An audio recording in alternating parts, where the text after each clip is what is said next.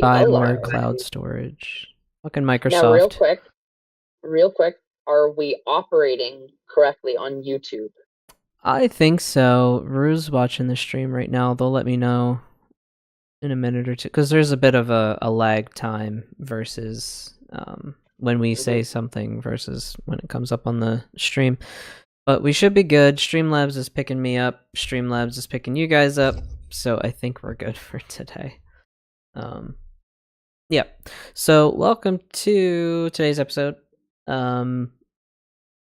Last week was kind of a technical flop.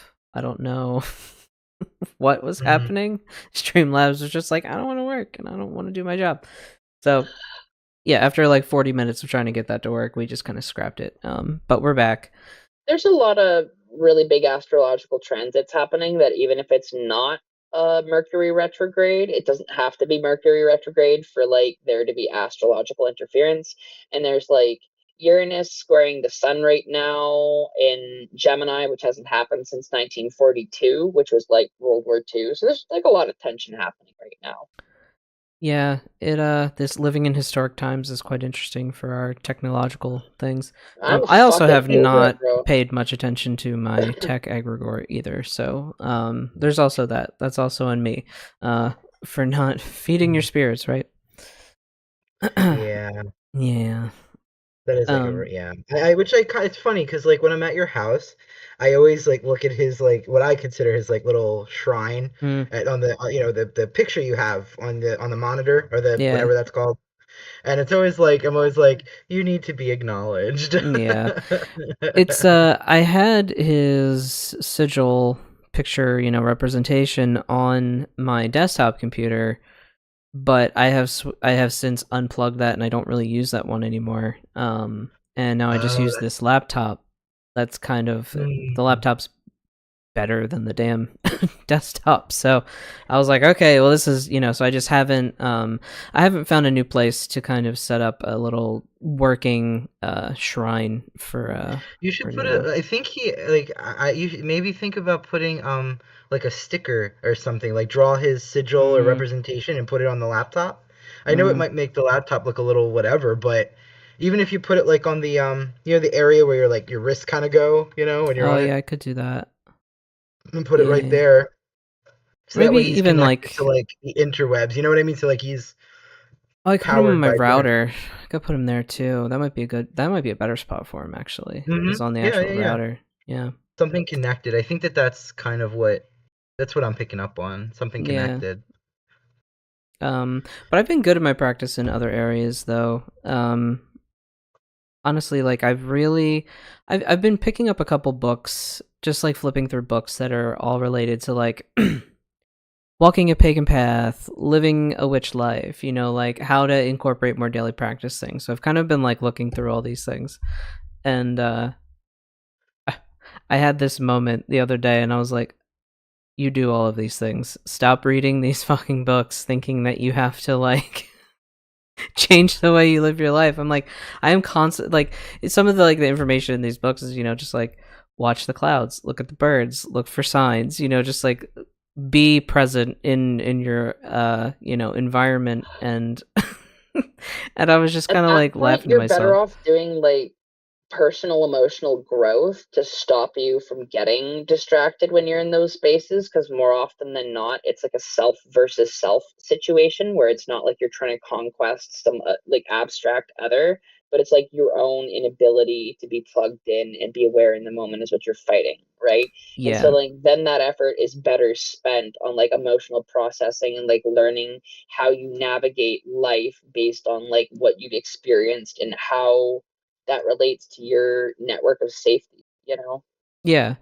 Um so really like I realized I was like my daily practice is never going to be the exact same thing every day because I would get incredibly bored and distanced from that. I don't like doing the exact same thing every day. The exact same prayers, the exact same thing. I like repetition to a point. You know what I mean? Like, hey, this is the time where I'm going to sit down, light my altar, meditate, say a prayer. But it's not always going to be the exact same process each time, and I think that's fine, Mm-hmm. especially if your life is not very routine.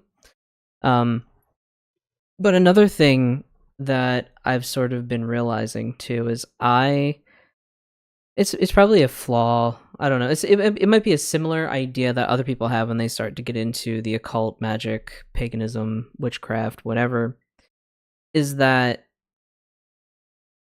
it can fix all of your mental bullshittery, right? All your mental It's illness. supposed to help with some, but it ain't gonna Yeah. fix everything. Yeah, and I think sometimes it's a little misleading, this idea of like, if you master meditation, you master these meditative practices, you'll be able to master your anxiety. And it's like, Uh, no. Can But I yes. give y'all a confession? Mm, I don't have a daily practice. This is not like oh no, I feel guilty about this. This is just something I don't really bother telling people because I don't really care to be misunderstood. I don't have a daily practice. I don't meditate for a set amount of time. Does a swordsman who has practiced his cut 1,000 times go to practice every single day, or does he allow himself leisure time? I fucking have so many days where I will not plug into my witch stuff, and like that's okay because like I've learned that everything is witch stuff, right? And yeah. without making it sound like too mundane and really degrading the quality of what I'm saying with that, your day-to-day life is a ritual that you're not paying attention to, and where you put your energy and where you put your care and your focus literally determine almost everything in your life, right? But because we don't treat it with the same significance that we treat ritualized space, we focus only on those moments of like focused intent. Like that's what's going to be making the entirety of the difference. When like, don't get me wrong, it helps. Like I've done like a ritual cleansing thing, and then I have like the inspiration to actually like clean my fucking space, right? Like that's a thing. But I don't do a daily practice because that would suffocate my growth at this point. I need to be open to it. I need to be able to walk the way that doesn't have a defined path. If that means that synchronicity is calling me to go look for a tree in a back alley that's not supposed to exist, which I'm going to do after this podcast, that's what I'm going to go fucking do. It doesn't matter what my grimoires say or how much meditation time I think I should be putting in, because at the end of the day, we often do those practice things more for other people than we think we're doing them for ourselves, right? Because at the end of the day, your witchcraft, you're not disconnected from that at any point. It's always in you. And we do these things to make ourselves feel okay with it. And we also kind of get into a bit of a social thing where like we see other people doing it and we feel pressured for it. You Yeah. absolutely can have a daily practice that's for you, by you, and it matters. But you can tell when somebody's obligating themselves to do it versus like it's a true joy that they're grateful to be able to do. And it's night and fucking day, right? Mm-hmm. And that's what I mean. Like, in terms of daily practice, my daily practice is living my life. You know what I mean? So it's like, not every Mm-hmm. morning am I lighting my altar and saying a prayer. It doesn't happen that way because some mornings I wake up a little later, or some mornings I don't feel well, or got a headache, or Mm-hmm. I have other things to do in the morning. I gotta do stuff for the cats and clean up a bunch of stuff, or whatever it is. Like the pacing of our day is not always the same. But what I realized as I was reading, these other books and stuff is like I have been living. I have always had a very, I don't, the book sort of equated, different authors will call it living a pagan experience, living a witch experience, whatever the fuck you want to Mm-hmm. call it. But I'm always I'm always paying attention. You know what I mean? I'm always like very present in my Mm-hmm. surroundings where I'm at, like the different energies, vibes that I'm picking up on. And so I don't know, it was just this idea of like, okay, so even if in the morning I miss, I'm not able to light my altar, say my prayers, whatever, or meditate, when I'm on the train going to work, like that's also a moment to meditate, to stop, reflect. It's because I'm not the type of person that will spend a lot of my downtime on my phone usually. Like I'll scroll my Mm-hmm. apps, this and that, but I'm not usually spending hours like on my phone or anything. So like I guess this just I'm not really sure exactly how to put it into words, but this idea of like, it's like you were saying, Sophia, this idea of being, of feeling pressured. Like, would I love to like put on my ceremonial robe, like my nice cloak, and have this Mm-hmm. incense and candles? And do I want the whole shebang? Of course, aesthetically, that's great. You know what I mean? Like, it's very cool to be in that uh setting, but it's also not practical. And if there's any, if there's one thing that we can say about witchcraft and magic, is that it's practical. It's designed to be practical, and Mm-hmm. that's really, I guess, kind of what I'm getting at. But I will stop rambling. But I hear you over No, there, Scott, nodding in I approval. yeah, absolutely. I think that I also think too that like a daily practice I think might be a bit of a bit of a misnomer. You know, like I Mm, think that a daily practice could be every other day. You know what I mean? I think Mm-hmm. like you know, I don't think it has to be every single day. I don't think that's realistic. Especially not today.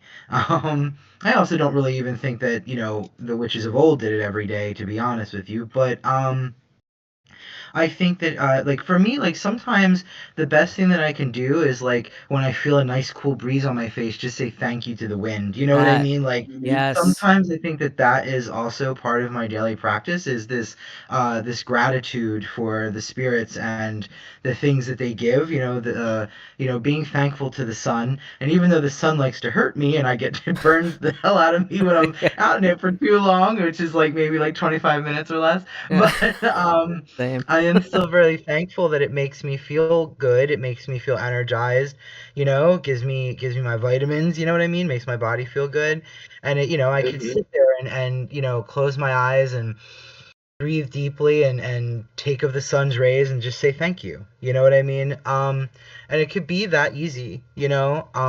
Yeah, you don't have to And yeah, like the water invoke on the my powers of altars the connect me. sun. Like, you know, like you don't have to do Yeah. all that. Yeah. Yeah, it So, doesn't always have to be a big to do. I mean, yeah, and like right now, like I'll be 100% honest, the water on my altars, the water offerings on my altars are like 3 days old or something. You know, I haven't changed them, you know, but like, okay, you know what I mean? Like I'll get to it, you know, like it's not like I'm never gonna do it. Um, I do want to meditate more, but I think that's more for my mental health, Mm, which, mm-hmm. you know, because I do think that sometimes I think that um we've become a little too focused on. I mean, meditation is important. I'm not saying it's not important, but I'm also saying that like you don't always need it to work magic, if that makes any sense. It's more like a state of mm. magic yeah, sometimes can be like a state of mind. Um So there's plenty of non-occultist magic practitioners that practice meditation. I have a So, fucking rant on on meditation too after you're done. but yeah, I think no, yeah, I agree about with both of you on daily practice, honestly. But yeah, please go rant away on meditation because I So I probably feel like a agree. lot of people use meditation as like a stopgap, the same way that we use like attending a protest to show that you're actually politically active, right? mm, Oh, I did my 15 minutes of meditation today. I'm good, right? What right. the real work that is what needs to be done is usually what you're putting off. So for me, I don't need to ritually cleanse my space. I need to fucking clean my space. I have clothing piles that I struggle to put away because I don't have good organization systems here. And I need to figure out a way to fix that because if I don't fix the underlying factors that I am trying to remove myself from, no amount of dressing it up with a ritualized intent of cleaning my space magically is going to substitute for cleaning the spaces I physically need, right? So sometimes like what I view daily practice actually is being committed to working on yourself every day, Mm, right? mm-hmm. Because what Being is better. magic? Okay, it's not outside of you, it's inside of you. And where does it come from, right? Our emotions like are always what's juxtaposing and separating us from it or bringing us closer. And working on yourself is working on your magic. You want to get better at magic? Go to fucking therapy. And if therapy doesn't work for you, find some equivalent therein, whether it's like sex work, because like my friend pointed out to me last night, sex workers are therapists, and that blew my fucking mind. It's like the smartest thing I've heard in like half a decade, if not longer. And like the way that like intimacy and true, just genuine love without pretenses is in and of itself a healing factor that most people aren't truly like exposed to, and we've like really kind of commercialized that and broken down the constituent pieces of love and what it has to heal, and we've sold it off as like registered massage therapy for like helping somebody work out the knots in your body, and then you have like emotional therapists that you can work through what you're feeling, and then you have like cognitive behavioral therapists if you're working through like mental structure issues, but none of these structure returns love, which is what we are starving for, right? And it's exactly like when you're living in a poverty situation with food, you'll take any fucking meal that you can get as long as you can palate it, even if it's hard on your stomach, even if you're lactose intolerant, because at the end of the day, you know you may not get that food and that's saving you starving. And that your discomfort of eating something that's not right for you is outweighed by your need to survive. But that's literally what we do with love constantly, right? We look for other people and do these things where like if you don't have a genuine relationship like Scott and Jay do, you might find yourself in hookup culture, like constantly looking for this other person to like fill that void. But it's the same thing as eating that fucking meal, because you never know when that next moment of intimacy is going to come. But then when you're shown like actual caring love, not for a goal or a purpose beyond just like being itself and being free and honest, it's like getting the ability to eat whenever you need, whatever you need, without having to starve or put it off, and to actually start listening to what your body has been begging you to do to be healthy, that we've been ignoring for our own survival. You fix that type of shit, and your magic's going to pop in a way that you never even thought that you could, because our base limiting substrate materialist factors are directly impacting our magical work. Yeah. Yeah, man, I just gotta chew on that for a second. Sorry, I've been writing poetry about this, so I've had a lot of time to stew on those thoughts, so they're like relatively coherently formed. It's not just kind of like shooting on the cuff with that one. Yeah. I mean, this is kind of But like it's scarcity mindset, right? Sorry, go ahead. right. Yeah, like also another thing too. You know, there's so many discussions that everything really comes back to love, right? And there is like a little part of me, maybe it's just been conditioned, after all these years, to be like, ugh, love, all you need is love, and the world goes on. But the older I get, and the more evil I see in the world, and the more terrible things and these interesting times we live in, the more I'm realizing that it's actually true. Because, I mean, like, I used to be stuck in this thing. It was like, to live in our society, you need some kind of money to survive, right? You need currency. You need to be able to obtain money and use money to do things in order to survive, right? That's sort of the basic of it. Mm-hmm. I grew up only with that concept in mind. The only way to survive is money. You don't need love to survive. You don't need, like, it was like that idea of like, you don't need love, you just need money.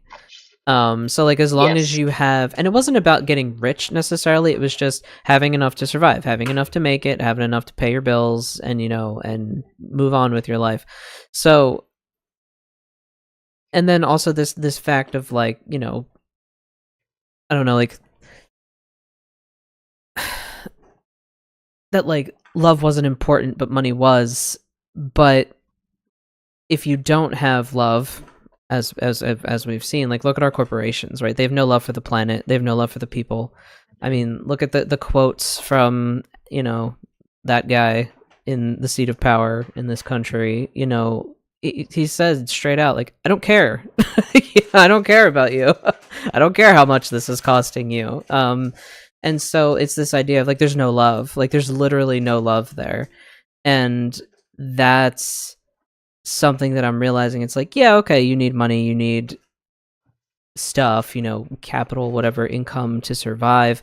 But also, if you don't have love in any kind of capacity, what is the fucking point? Like, what's the point? And I'm not talking about love, romantic love. Like, this could be love, like we were talking about earlier, Sophia, just someone holding you if you feel sad, and it's not in It's not a sexual thing. It's not a romantic thing necessarily. It's just, hey, like, let me be there for you. Like, let me fill this need for you. But it is actually really the most important thing. Love is a sense of connection. That's what Mm. we're talking about, right? Love is a sense of like, again, not romantic, not sexual, but love in the sense of love for fellow man, love for the world that you live in. It's also tied back into even the gratitude. You know what I mean? An Hmm. expression of gratitude can be an expression of love, right? Um, that's what we're talking about here. It's yeah, it's yeah. And like, it even ties back into what we were talking about with like sex workers being therapists, right? When they're providing that service, right? Because they're providing themselves as a service, it's not just their body, they're like emotionally present with these people. Because a lot of people who like are paying for sex work, they don't have intimacy like that with somebody. It's not always just about the act of like physical carnality and like wanting to use somebody's body as consumption. There's people who grew up in structures that were devoid of love, and they used money as the stopgap to fill that. And these people developed from a position of beginning with money, and they've used money to fill the gap for every other thing in their life. So when it comes to that which can't be filled, they have to pay for intimacy with a sex worker to be able to deal with the fact that emotionally they're processing their trauma of never having been loved. And we view these rich people as like they have so much better and they have all this privilege. They also have massive detriments that they don't necessarily realize, right? Like, I, even with how much my family loves me now, I there was a lot of issues with me growing up and feeling like cherished and welcomed in my family, right? We've worked through it a lot more, and there's still some like hard feelings with individual people, right? But I see how much that fucked me up, just compared with like my friends' families who've like got distinct memories of their fathers telling them that they love them and that they're there for them. Like, the only way my father could express love for me is like, if somebody ever hurt you, I'd fucking kill them. That type of shit. Yeah. That's violence was how he could express his love, right? Because he wasn't loved by his father and he doesn't know that model. And that's why men like him, not saying him specifically, but like people like him who can't actually develop intimacy like my father did, because he's like had two wives at this point. Mm. He didn't like remarry after his second wife, so it was just like a divorce to move on to a different situation. It's a lot different than just like serial unmonogamy, right? Mm. um at the end of the day, my dad was still seeking a genuine connection. He just didn't feel connected with where he was at the time, right? And that's genuine and that's real. And like, she's helped him work through his emotional processing of how he views the world and how it was a disconnect between him and my mother, right? And that's the same way that the sex worker helps these guys. Like, I feel like the only people sometimes probably keeping humanity from collapsing are like these sex workers, like seeing these tech guys, because let's be clear, these guys are not getting sex because of their personalities. They're paying for it and they're using like their material resource to draw people in. That's the transaction of their intimacy, is a financial one, right? And it's basically like sex workers holding everything up from collapsing. And like, that's also the unspoken truth about trans women, which is why we're so fucking hated by society, is because so many people rely on us for that emotional intimacy, and that's something that they can't get from anybody else, and they become so deeply ashamed of the emotional intimacy that they form with us that trying to process it makes them want to kill us, right? Mm. Because we are healing that pain, and it's such a fucking hard mirror to look into. Not me personally, I'm not a sex worker, but like, as trans people as a whole, we're healing the wounds of society just existing and being who we are. And that's why we bristle so many people, right? It's this collective unhealed wounds we're holding in ourselves. Mm. Mm-hmm. Just Mm-hmm. trans people holding down the emotional support for everybody. The It's fucking planet. it's so strange. This is the second. It's so odd. It's the second time I'm hearing about this today, about this having this conversation about Hmm. um, trans and queer people in sex work. And it Hmm. was funny because Hmm. the first conversation I heard, it was about this lady, her trainer in the gym. A lot of his life was spent doing sex work, Hmm. and he would tell her specifically about the people that we're talking about here. Him and his guys, they would make sure that wherever there was like the what you call it, the the Republican, when like they crash Grinder or whatever, Mm. all that stuff. They would make sure that they would like travel from wherever they were to go there, because they would make like almost a year's worth of like income in a few days.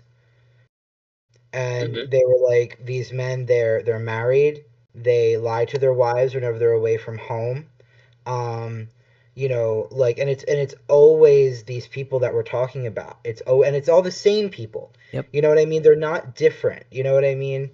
um yeah, it's interesting. Second time I heard this today. It's so hmm.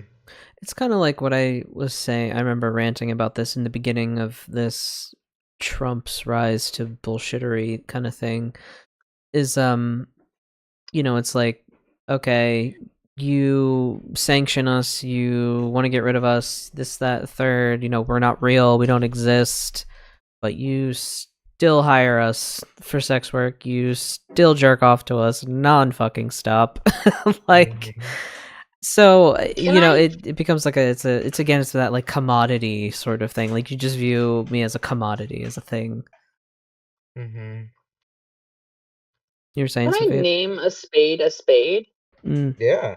I don't think we should call it the Trump presidency. It's so clearly obvious that he's not in power. Let's call it what it is: the techno-fascist takeover of the United States. yeah, we could call it that.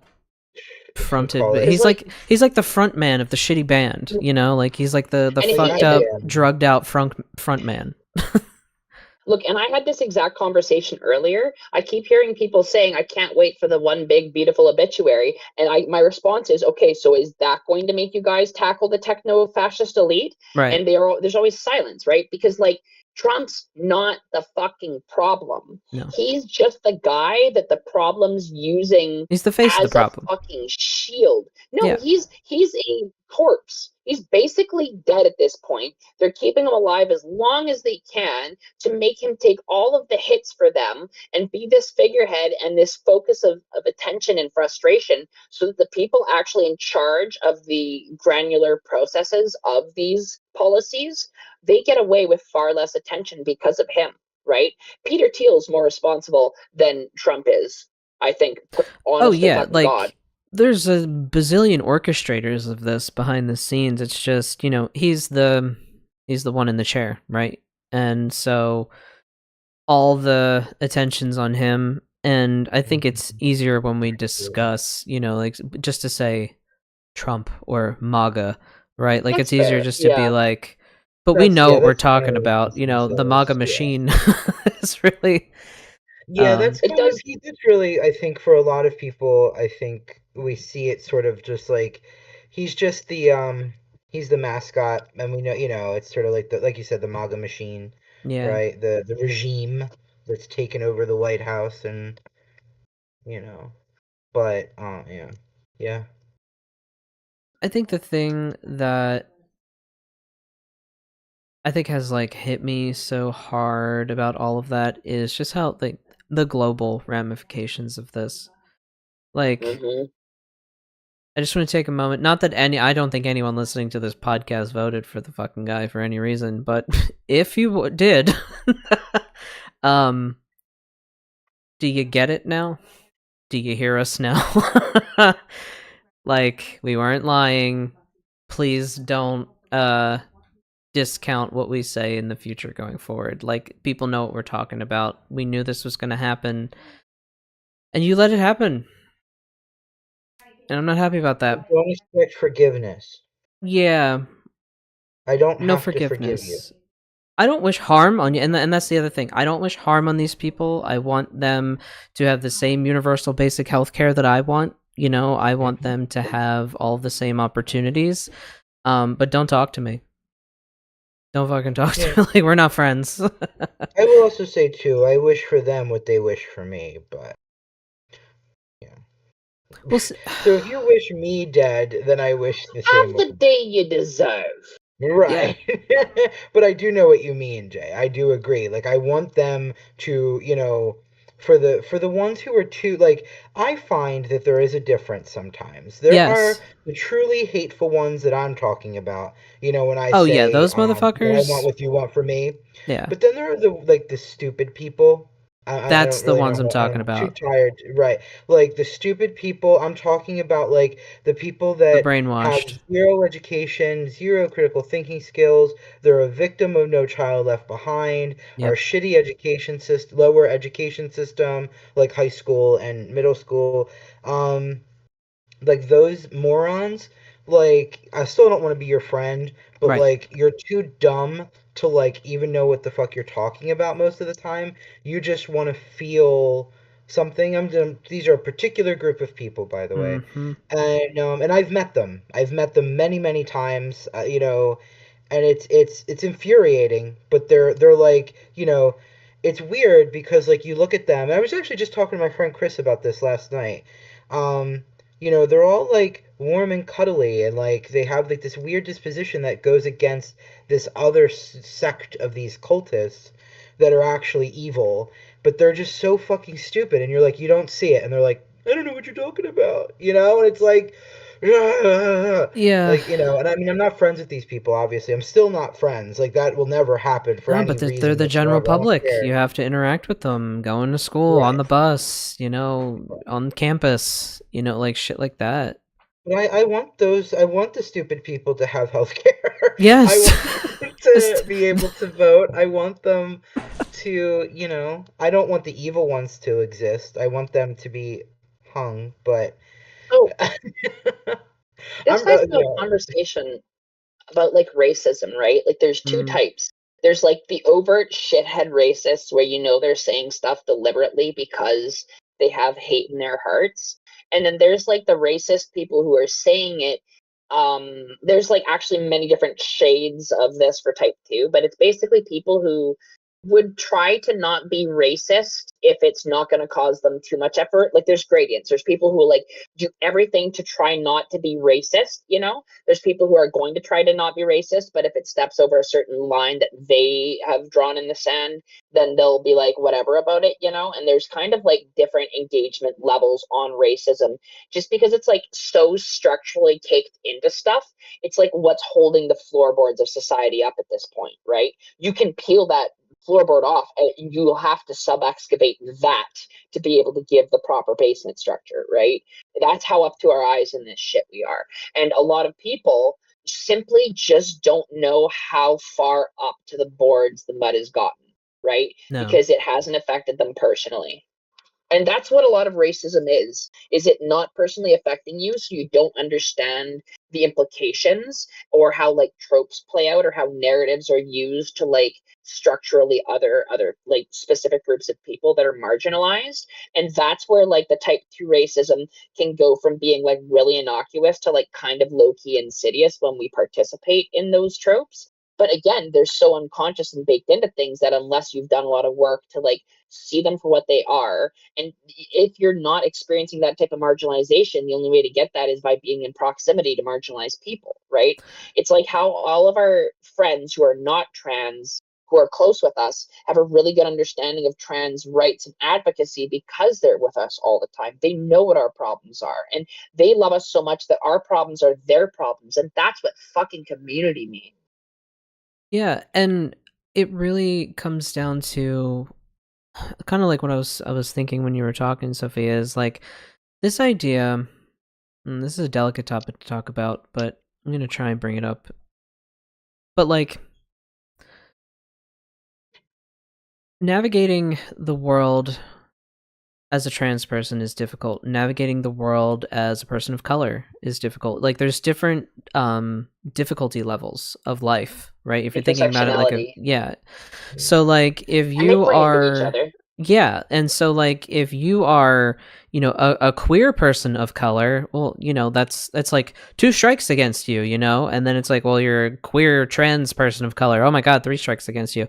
But Yes. then like what really bothers me within our community is like you'll have like a white trans person will listen to the plights of a trans person of color, and then all of a sudden then sometimes there's arguments about like, well, I had it harder than you and my life was, and it's like it's not the oppression competition here, So like that's not what we're I trying to actually like do. I like a really good word to describe this. This is what I call ivory tower politics. Other people Mm, have or purity politics or ivory tower politics. It's basically political theory that is only there for the purposes of showing that you're doing it, and it's not actually radically changing the system, right? So if you're not doing something to actually alleviate the material conditions or like what that person's going through, engaging with it in a superficial way and talking about it in a very depersonalized way about like, I had it difficult too, you're making it about who's got it more difficult, and instead of understanding that like it's that fucked person of up. color is not going to be able to dismantle that system without the aid of everybody else who's benefiting from that system, because those are the only people in that system who get responded to at that same level of societal gravitas, right?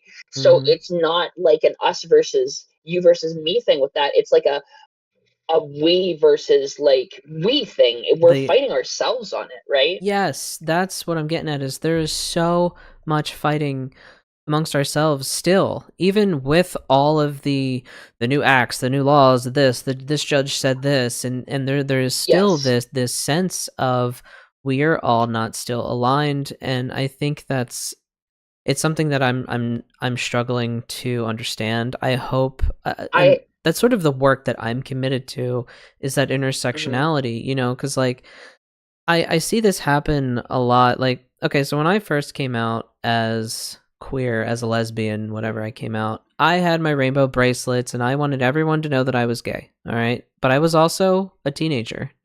Okay. So like that was that. Fast forward, I don't know how many years later, I'm in my mid 20s. I have this realization, this whatever come to myself moment. I am trans. Okay. I was in my mid 20s, so an adult, definitely. It's definitely younger in my adult life, but still an adult. And so I knew that this was going to be navigated a little differently. And so sometime in the beginning, yeah, like when I heard my voice start to drop, but I would still get misgendered, like especially on the phone. Yeah, it would piss me off. Like I'd ran about it Mhm. on social media or something, and I'd be like, "Man, these people like they don't get it," or whatever the case is, or if I was out in public and and I got misgendered. The funniest thing is that before I actually started to socially transition, I always got called sir. And then when I started to actually socially transition, that's when a lot of people were like, "Oh, ma'am," and I was like, "What the fuck? You guys been calling me a dude for like 5 years before." But anyway, I kind of digress. But there, I was a little bit, like, man, I wish people would be more Oh, accepting of trans people, right? But like, oh my God. mm, Sorry, keep going. um, but as trans people, I think we also need to understand, like, it is not a competition to have it harder than than to have it harder than someone else. Hmm. It's not the badge of honor that you think it is. Um, the battle scars are what they are, but they don't have to be that deep, kind of thing. Um, man, I really kind of lost my train of thought where I was going with this. I had a good You're point to talking make. about how people will use their trauma against other people as a like a personal battle system rather than like as a collective movement Right. structure. Like, instead of being like, you know what, that's fucked up. Like, that fucked up thing happened to you in your experience, and this fucked up thing happened to me in my experience. And who's our common fucking enemy? Oh, it's not each other. Wow, amazing. And I just feel like if more people took that 2 seconds to step back and say, this happened to you and this happened to me, Hmm. where's the common ground? What's the common factor? Like, I didn't do that to Yeah. you, you know? Who did that So to you? this is this is something I encountered in like activism when I was still doing it. A lot of people can't actually do activism very effectively because they're showing up at a state where they're unhealed, and they're acting from a position of their own personal pain to try and make a societal change that needs to be reflected in them first. Because if you're going to be doing that really heavy work catharsizing those elements, you need to be able to put your own personal feelings aside as much as you can, because like I live in a material reality where like I have a different experience than other people, and like I have stuff where sometimes I'll get frustrated about stuff that other people don't see because they don't have those circumstances. Like that's fine. They're not going to be able to get it, right? At the end of the day, what is most important is the question. And is what I'm doing right now alleviating the material circumstances or bettering these people's lives? Because if you're just going to be arguing and like talking in a circle about something, but then you still have like for example, let's talk about how people of color often get used for really hardcore labor jobs, just like Mm. I've been put through often. We can talk until we're blue in the fucking faces about that, but if that talk doesn't work to alleviate those people being forced to do that circumstance, it's really only mostly for the benefit of the people talking about it and feeling that they're doing that change, because no tangible changes happen, right? Right. And that's the heart of purity politics and ivory tower politics, is like the effort without actually the true end goal of like Mm. tangible material change, right? And like real quick, that gasp moment I had, like it was like a fucking light bulb going off. Okay, you're talking about gender and how people were saying he before you transitioned. Mm-hmm. Okay, think about it like this: you have water coming out of a tap. How do you grab that water, right? You Mm. have to make a recession. You have to be vacuous. You have to hold your hands together to cup it, right? Mm. It's the void that is filled with what you need. When you're grasping at it, well, see, earlier, before you transitioned, you were just embodying the state of this is me, and people were naturally picking up that energy, right? Mm-hmm. But when you're trying to prove it to yourself, people can subconsciously sometimes feel your like interpolation with it and how you're processing it, Mm-hmm. and they can like almost like as the universe be testing you, Mm. but like if you weren't having that before, it's the same thing as the water, right? When we accept that we need that water and like it's what we've been trying to get more of all along, we may start grabbing at it, not knowing what we need is to learn how to make a cup, and our hands have only ever been filling in that shape the whole time, right? And Mm-hmm. like that's that personal growth that you go through, that's that self work that actually makes one really grow as an occultist, right? It's understanding to make spaces for things to come into your life instead of grasping for them to come in. Like that's the true secret fucking sauce to occultism. And I didn't get that by doing daily meditation. I didn't get that by lighting candles. I did that by working hardcore labor jobs and deciding I wanted to live for my art instead of my labor, right? You can get there any way. It doesn't have to be the way that other people prescribe for you. And if that's frustrating you with your daily practice, cut the fuck out and find something that works better. Whether it's sweeping up your trash at your house, like all the dirt, all the dust, all the dander, every bit, and getting it out every day, and that's your fucking thing, baby. Like, whatever it is, learn what your body and your circumstances are requiring for you to catharsize and actually grow, because that's the fucking task, baby. I was thinking of what you were saying earlier, Sophia, about cleaning your space, right? So like you can do a hell of a spiritual, energetic cleansing. You could do the best fucking cleansing ritual you've ever done in your life. But if your space is a mess, it's still going to have a level of messiness, right? You're not going to be operating Mm-hmm. at your best, right? And so I think that's also where things like love and community come into, is that something that I've recognized is not everyone is like really good at organizing and cleaning, right? Some people It's are hard. really, yeah, like it's hard to do if you have a small space. One, it's hard when you have a small space and you have a very limited capacity, to store things, and not everyone has the brain for it, and it's difficult to keep up on. I am a fairly organized person, and it is still difficult for me to keep up on, being Mm-hmm. organized. But something that I do as an expression of love, right? As an expression of, my friendship, my community, I have gone to friends' house and just been like, "Hey, like if you're at a point, with your house, your room, whatever, and you're like, I don't know what to fucking do. How do I get a grip on this? I'll come over and I'll help you." And there's no Oh, judgment. There's no shame, bro, You're the best kind of person. Like, I literally was talking with my friend last night about this, and I was like, I probably do need somebody to come over because I'm living in such a mess right now that I won't make a difference if I don't have somebody coming over. And like, it's an effect of the fact that I don't have anybody in my life so intimate that I would even care to even show my space to be better because I'm living in the pit of my own depression. And like, Mm. real talk, little sub tangent, don't ever look at people like me who are artists who like you think have figured it out, who are telling you these massive lessons. 90 for fucking percent of the time, I'm telling you the advice that I cannot goddamn take myself and I struggle with. I'm telling you the things that I know that I need to be doing myself. So do not be treating me like I'm anybody who's even figured this shit out because I struggle just as much as fucking everybody. No gurus on this podcast, that's for damn sure. Fucking gurus can eat my ass.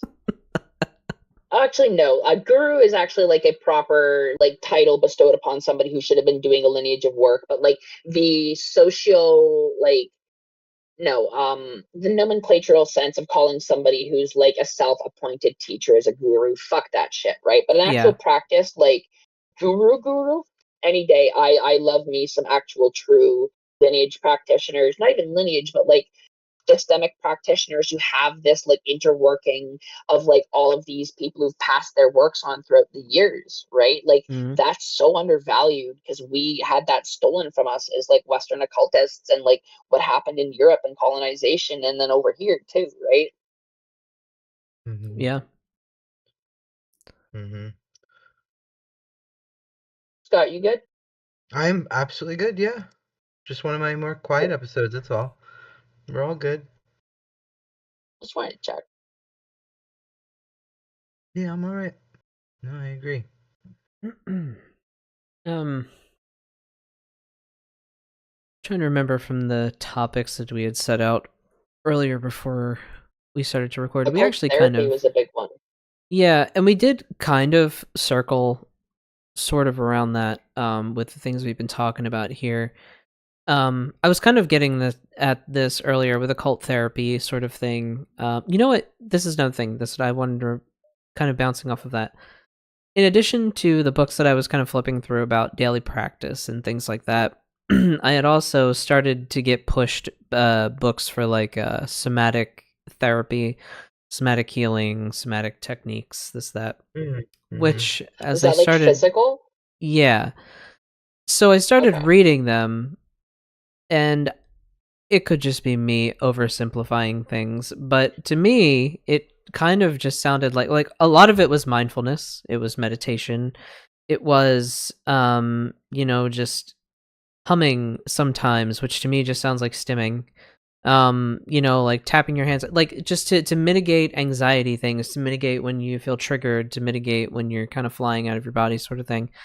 And I was just reading different exercises by different authors. Somatic therapy is like kind of I don't know, I guess maybe it's kind of a hot topic right now or something. But that's what brought me back to the time that I did actual talk therapy. I did a couple sessions with a therapist, and he kind of blew my mind wide open. Especially, he was like, "So you're an occultist, you're a witch, this, that, and third. Like it. These are the practices that you do." And he's like, "So, and you're very self-aware. So, like, why are you not just doing these practices?" And I'm like, "Hmm, hmm."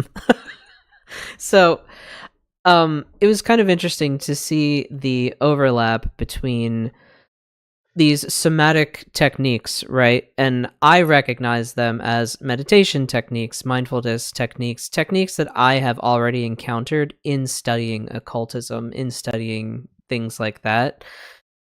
I don't care if they're repackaging these concepts and calling it I really don't care, like whatever connects with someone and whatever works. But I did find that incredibly interesting, to see the sort of like overlap between those two things. But something that I had to come to the realization of is that when you have like an anxiety disorder, or you know what I mean, like some mental conditions, like sometimes you have to have a different regime for it. You can't just meditate or hum your way like out of everything, kind of thing. I guess is what I'm getting at. Is there has to be a balance between the spiritual and the science. Yeah, yeah. Well, Yeah, I mean, buddy. I think one of the cool things about somatic therapy is that really what it's doing is it's trying to help you teach your brain to sort of reflexively not engage in some to sort of circumvent a trigger, Mm, right? mm-hmm. It's about sort of so oftentimes so I had a at the beginning of my therapy, I had a really hard time with intrusive thoughts. Mm, I was bombarded with intrusive thoughts every single day. And most times they were incredibly disturbing and really hard to handle. Um, and then it's funny because the thing that helped the most was this exercise that was sort of not really created, but um, Irene, my former therapist, she taught me to create a visualization mm, and really make it alive, like as alive as you can make it. If this is starting to sound similar to a bunch of occultists, right? Um, and I what I did for some reason, my body, my mind wanted to use a stop sign in Philly. mm, Um, and but it was funny because I made it so real that I could smell it was Philly in the summertime, the mm. distinct like the hot metal Yeah. and hot earth and everything, right? And the and it was funny, I could smell it. I could almost like smell the Mm, pole, right? And what I would do is I would throw up my stop sign in front of the intrusive thought. And if the mm, intrusive thought fought back, which they sometimes will, you just keep throwing up another stop sign. mm. And sometimes when they were really bad, do you remember like when a computer would crash ages ago and like all like the little things with the Yeah. messages was like The duplicate window. uh, Yeah. yeah, I would just like spam the stop sign over the intrusive thought so that way like it couldn't get to me anymore, right? Mm, And it's funny, but that more than anything else helped a lot. It helped a lot to control the intrusive thoughts, and now I don't have intrusive thoughts.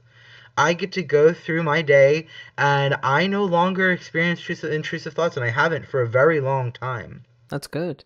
Um, so yeah, so little mindful, like it may seem small and it may seem insignificant, but um, it is possible to retrain the brain, right? The mind, whatever, to sort of learn to handle things a bit easier.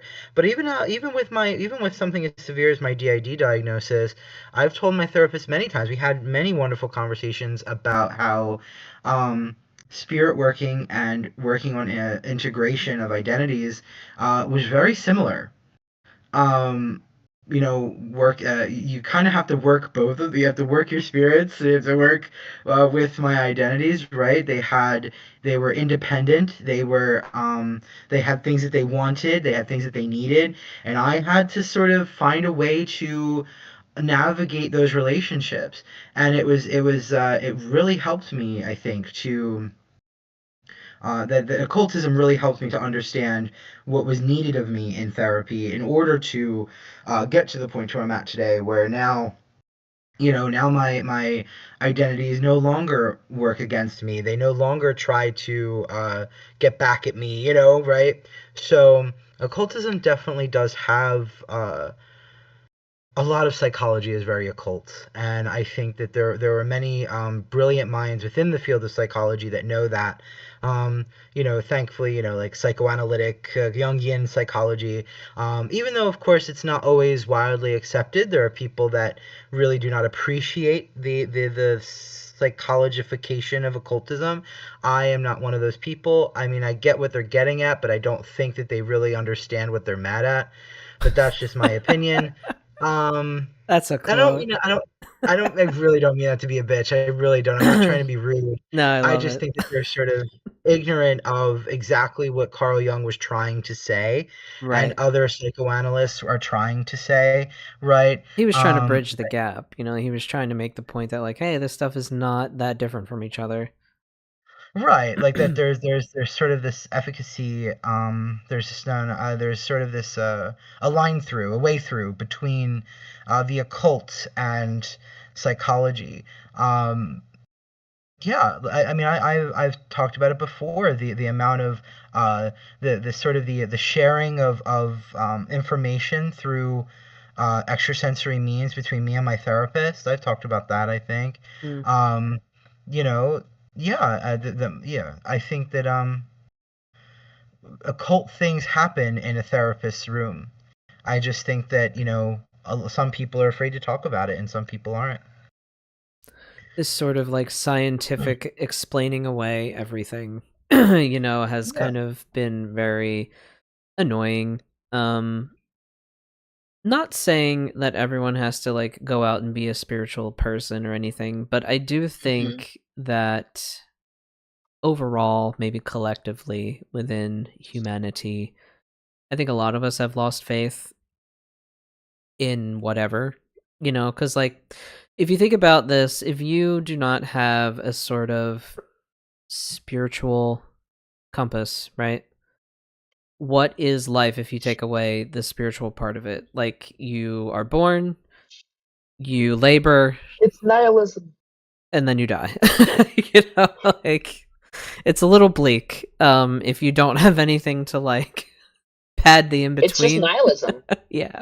It's Yeah. pure fucking nihilism. Nihilism is the response of a mind unwilling to exist in this reality, and therefore they must deem it as completely meaningless to echo their own inner dissatisfaction. Yeah.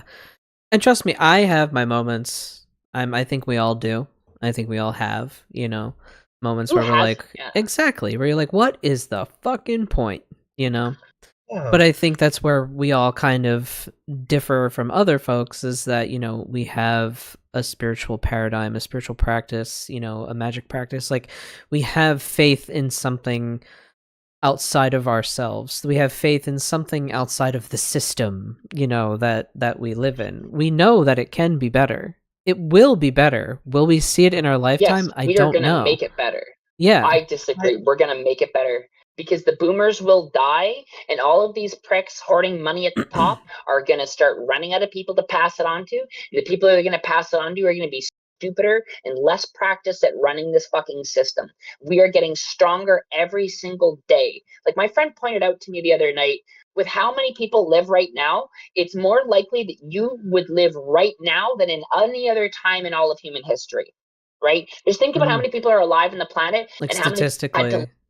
die to not just like be that many people, but be that many amount of people who've lived that many years because of how much our life expectancy has grown. Mm. Humans, for the vast majority of our existence, have actually, like collectively, if we're looking at it that instead of like a lineage or like point A to point B, we live in modernity by mass proportions. It stands to reason then that it's not going to be indefinitely bad. It's only going to see this, like, I'm sure it felt the same way during the French Revolution before the Renaissance happened and things actually fucking changed? Yeah. Yeah, and that's where I think the faith thing comes in for me. That's where it comes in for me is not to take a quote from Star Wars, but rebellions are built on hope, right? And I don't You know, know what another else? another Star Wars quote, I have friends everywhere. So like these quotes kind of like reinforce, this sort of hope that I have. What were you Can saying, I Sophia? just say one crazy thing? Do you want to know what actually won the whole the war in Star Wars between the rebels and the allies, or Mm, the rebels and the Empire? mm, It was a traitor, okay? It was somebody who was working on the Death Star who had a fucking conscience, who secretly built in a tube that would allow a straight shot to destroy the core, then wrote these plans down and transferred them to the rebels. Okay, this is mm-hmm. why my greatest crusade is I can't expect anybody else to do this. This is like my work alone, and if other people want to join me in it, that's cool. I am trying to turn people to our side because I Yeah. have to believe that people can change. It's not Yes. about if that person's worth saving, that's irrelevant. That's between them and their God and what they've done. I have to believe people have to change because none of us are perfect. And at the end of the day, we all are going to have to ask other people for forgiveness for the trauma that we've grown up with and the structures that we have unintentionally repeated on each other. We are all working within the grace of each other's forgiveness. And if I don't allow shitty people the chance to actually be better, I'm denying the fundamental axis of my base philosophy. Mm-hmm. I will reach out to these people. I will try to make the turncoat because at the end of the day, all it takes is one guy in one position with the right fucking key of power saying they've had enough and everything changes. And we need to remember that. It feels hopeless until it's done. And then it feels like it was always going to happen that way. And Mm-hmm. soon everybody will have always been against this. Mm-hmm. But we Mm-hmm. have to reach out. We have to constantly appeal to the humanity of other people who've sold themselves to this structure because there are people who knowingly did it for the wrong reasons, but there's a lot of good people who believed a lot of bad lies and got swept up in a lot of shit that they would choose to do different if they actually knew. I don't judge people based on the mistakes that they're making in ignorance. I judge you based on the mistake you make when you fucking know better. That That, is where I cannot tolerate. Once yeah, you've truly learned, you have to do better, right? That's a whole fucking different ball game. Like once you've caught up to the motorcade, if you get left behind one more time, that's not my job to go catch stragglers. You will be devoured by nature. But everybody has to have a chance, not everybody, but a lot of people have to have a chance to realize what they're doing and be called in because it's the only way that we fucking win because the entire structure is built and predicated on keeping us separated and fighting amongst each other. And until we learn to heal that divide radically, we are always going to fucking lose. mm-hmm. Yep. Mm-hmm. Mm-hmm. That's kind of my main takeaway. I think from this kind of discussion is keep the faith in humanity. Keep the faith in humanity. If you don't have faith in anything else, right? Keep the faith in humanity that we are going to figure this out collectively and we're going to build a world that is better for everyone. Like And it can't go on forever like this and it won't. no. And if you can't believe in humanity because you're like me, believe in love. Because love is something that's so fucking powerful and strong. You don't know how strong it is until you've truly met it. And it is the thing that makes kings drop to their knees and weep in humblement. True love, true power cannot be bargained with. It cannot be spoken down to. It cannot be derided. It acts from a principle of operation coded into its base level of being. You do Mm-hmm. not lower that energy for anybody else. That's where we need to be at. We need to no longer tolerate debasing our own sacred nature for the sake of survival in a system that is never going to give us the freedom that we deserve. We have Mm-hmm. to emancipate ourselves emotionally and emancipate each other like socially and build these communities together. And again, a community is people care enough to open their fucking doors to you. If you have Yes, friends that invite you into their house, that's a fucking community whether you realize it or not it because it is is. such an intimate level of trust to let somebody into your house. So like it's way deeper than we actually even allow people to really conceive of it in society because of how much the concept of Xenia or like safe passage for travelers is baked into our structure, right? Mm-hmm. Yeah. Mm-hmm. um. So yeah, I mean, I think this is a pretty good stopping point for today, and to kind of wrap up everything we're talking about. Um. Any kind of concluding thoughts for today's discussion? Yeah, but it's a side tangent, so I'll go last. Nothing much really. I think that I liked what you guys said about focusing on love, and I also want to add, make sure also gratitude. Mm. Gratitude is also with Yes. that an equally powerful force. Um, what you do have is incredibly powerful. You don't need much. You need your support system, the people you that care about you. Um, yeah, I think those are the things to focus on right now. Absolutely. What about you, Jay? I feel like I kind of said it, but I guess sort of to echo what Scott said, honestly, here's my thing. Have faith, okay? I don't care what it is that you have faith in, just have it and feel good having it because this world is tough and life is hard and you got to have faith. There's my take. Go ahead, Sophia. And here's my take. It may sound like it's different, but it's the same point. Free the misshapen, sloppy, sagging hag titty, okay? Last night, I took my bra off and was topless around my friends, and I just letting my tits sag. I have naturally saggy hag tits. Like, if you were to look at me, you're like, damn, that's like some hag titties from like the fucking woods right there. And you know what? It's so powerful to own it and not feel like I need to put something on my chest to look a certain fucking way. Like, fuck those perfectly manicured tits. I got hag tits, and if you got hag tits like me, let your fucking saggy hag tits hang out because that is you. And you don't need to change that or reshape it for fucking anybody. And it is sacred because it's you and it's a part of you. Full stop, no other fucking reason. Free the saggy hag titty. Funny as shit that you mentioned that needs to be on a shirt. Free the saggy hag titty. Put it on a shirt.